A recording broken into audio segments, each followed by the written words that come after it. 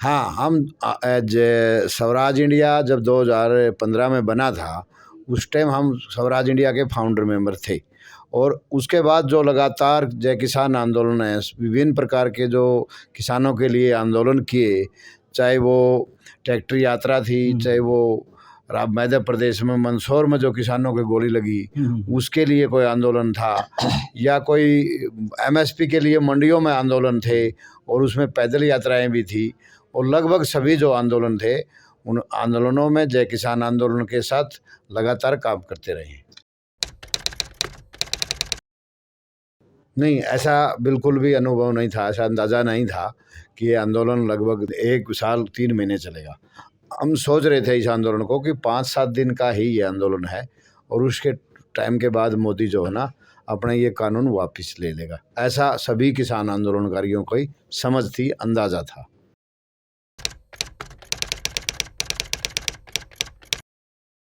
उनमें से किसी भी बात पर आज तक केंद्र सरकार खरी नहीं उतरी है। चाहे वो किसानों को आर्थिक मदद देने की बात थी, जो शहीद किसान हुए थे 750, उनको मदद देने की बात थी, वो एमएसपी का कानून बनाने की बात थी, और जो दूसरी जो बातें थी, बिजली बिल की बात थी, किसी भी बात पर सरकार आज तक खरी नहीं उतरी है। एमएसपी के लिए जो कमेटी बनाने की बात थी, उसमें भी बहुत नेगेटिव रवैया है, और उसमें ज़्यादातर लोग पहले ही सरकार ने अपनी तरफ से किसान, जो उसके पिछलग्गू किसान हैं, या उसके भारतीय किसान संघ के जो लोग हैं, या उसकी फेवर में जो काम करते रहे हैं, उन लोगों को पहले ही कमेटी में भर दिया है, ढूंस दिया है।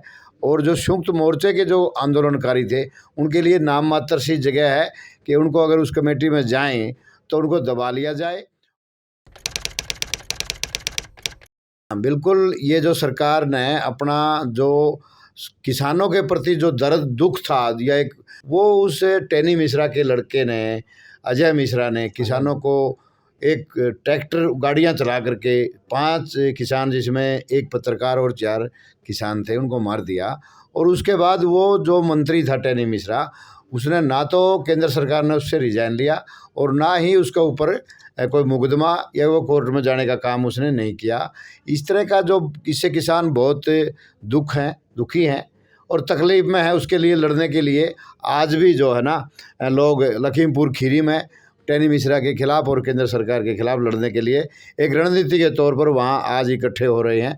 कल भी रहेंगे और परसों भी रहेंगे। 3 दिन लगातार लखीमपुर खीरी में टेनी मिश्रा के खिलाफ और केंद्र सरकार के खिलाफ एक योजना बनाने के लिए, अपना दुख जो ना दर्द बयां करने के लिए वहाँ इकट्ठे हो रहे हैं आज भी।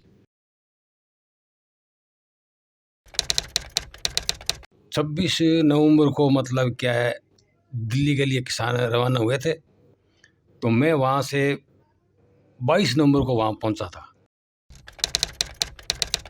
वो 550 किलोमीटर है सर। बिल्कुल पूरे 10 महीने, बीच में छोटा भाई एक्सपायर हो गया था, तब 3 महीने नहीं है। अच्छा। जब पहले ये आंदोलन पोस्टपोन किया था ना, तब मतलब किसान ने मतलब 6 मांगे रखी थी भाई। एक तो हमारे किसानों को मुआवजा मिलना चाहिए, और दूसरी शर्त हमारी ये थी भाई, उन शहीदों के लिए वहाँ दिल्ली के बॉर्डर पे मतलब वो स्मारक बनना चाहिए, उसके लिए जगह। और जो केस वापस लेने थे, वो 6 मांगे थी हमारी टोटल। तो उनमें सरकार ने वादा खिलाफी की है, अभी तक कोई भी मतलब वादा पूरा नहीं किया है। पिछले दिनों ये किसी मंत्री तोमर ने कहा भाई हमने तो कोई वादा किया ही नहीं था। वो सफ़ेद मतलब क्या मुकर रही है, और आज तक प्रधानमंत्री 8 सालों में झूठी बोल रहा है, सही तो कोई बोल नहीं रहा है। ये जो अग्निवीर योजना ले आए हैं 4 महीने के, भाई 4 साल के लिए, तो उसके खिलाफ यूथ भी उठ रहे हैं और किसान भी उठ रहे हैं भाई, हमारी वो भी मांगे पूरा करो, और यूथ भी रहे भाई हमें रोजगार दो। हाँ जी, मेरा नाम संजय है, मैं हरियाणा से, जिला हिसार। अग्निपथ के ऊपर सरकार बहुत ये गलत लेके आई है कानून, देश की सुरक्षा के साथ खिलवाड़ है इसका, और हम इसका विरोध करते हैं, और इसके लिए हमने पैदल मार्च भी किया। किसान आंदोलन और अग्निपथ के दोनों को मिलाकर, जवान और किसान मिलकर के अपनी समस्या के साथ साथ उन लोगों को अब ये भी पता, किसान को और जवान को, कि केवल हमारे हक ही नहीं, देश की जो संघीय ढांचे हैं, जैसे सुप्रीम कोर्ट है, चुनाव आयोग है, सीबीआई है, ईडी है, और दूसरे जो देश के जो संघीय ढांचे हैं, उन सभी को जो है ना, ये सरकार एक योजनाबद्ध तरीके से, एक पूरी प्लानिंग से कमज़ोर करके इस देश को तोड़ने की कोशिश कर रही है। बार बार अपनी जो रणनीति है, हिंदू देश बनाने की जो प्लानिंग है, उसको धीरे से सरकाती है, दूसरी तरफ दूसरा मुद्दा उठा देती है। जैसे अब 15 अगस्त ने हर घर में झंडा लगाने की प्लानिंग के साथ क्या किया, जो बेरोजगारी का बहुत बड़ा रोष और महंगाई जब देश में हर आदमी को तोड़ रही थी, तो लोगों का ध्यान है झंडे की तरफ कर दिया। वे हर घर में झंडा लगाएंगे, अमृत महोत्सव मनाएंगे। हर घर में झंडे की बजाय हर घर में रोजगार की ज़रूरत है।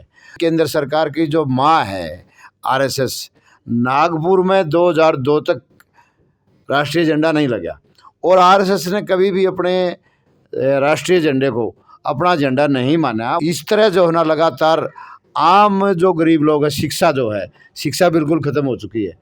जो पीएचडी के होल्डर थे, उनको स्टाइफंड जो मिलता था वो ख़त्म, हाई एजुकेशन में जो स्टाइफंड मिलता था वो ख़त्म, और ऊपर से लगातार लोगों को भगा करके कहीं मुसलमान के नाम पे, कहीं धर्म के नाम पे धीरे धीरे लोगों को तोड़ रही है, बांट रही है और लड़ाने की कोशिश कर रही है, जिसमें उसका अपना एजेंडा आगे बढ़ जाए। पिछले 6 महीने से इस देश के आम आदमी को, चाहे वो छोटा मजदूर है, चाहे वो किसान है, चाहे वो कर्मचारी है, चाहे वो दूसरा छोटा दुकानदार या और कोई व्यापारी है, सभी लोगों को ये लगा कि उनके आर्थिक जो स्रोत थे, आय की आमदनी जो थी वो बिल्कुल घट रही है, और जो खर्चा था वो 3 गुना बढ़ चुका है। इससे ऑटोमेटिक जो है ना, भविष्य में बहुत बड़ा आंदोलन इस देश में खड़ा होगा। आने वाले 2024 के चुनाव में हर हालात में ये केंद्र सरकार जाएगी, और इस सरकार के किए हुए जो खड़े खोदे हुए जो जगह है उन पे जांच होगी। चाहे वो पुलवामा की जो वहाँ फौजियों की जो हत्या करवाई थी वो है, चाहे वो राफेल की जांच है, चाहे वो इस तरह की और जो आर्यन पांडे का केस है, जज लोया का केस है, इस तरह के काफ़ी लोग जो हैं, उन जो मर्डर जो इसने किए हैं या मरवाए जाए किसी तरह, उन सभी की जांच होगी। और इस सरकार के मंत्रियों को, नेताओं को इस देश में लुकने के लिए जगह नहीं मिलेगी। हर हालात में इनको भागना पड़ेगा। अगर नहीं भागेंगे तो वो लंबे टाइम तक जेलों में रहेंगे, क्योंकि इसने राफेल में जो किया है वो पूरा देशद्रोही का काम किया है। जज लोया जैसे लोगों को, जो अमित शाह के ऊपर फैसला सुनाने वाला था, वो सीबीआई का जज था, उससे सुनाने से पहले मार दिया। और ये सीबीआई ईडी जो काम कर रही है इस देश में विपक्षी नेताओं के खिलाफ, ये बहुत लंबे टाइम तक इस देश के लोग नहीं सहन कर सकते। और ये देश अब जो है ना, एक हिंदू, मुस्लिम, सिख, ईसाई सब लोग इस सरकार से विरुद्ध हैं, थक चुके हैं, इसकी नीतियों से खिलाफ हो चुके हैं। और ये अखंड भारत, मजबूत भारत, चाहे वो किसा रंग है, किसा उसका भाषा है, कैसा उसका सिस्टम है, सब इस देश के लोग इस देश के संविधान में विश्वास करते हैं। जो ये केंद्र सरकार उस संविधान को कमज़ोर करने के लिए लगी हुई है, उसके खिलाफ खड़े हैं।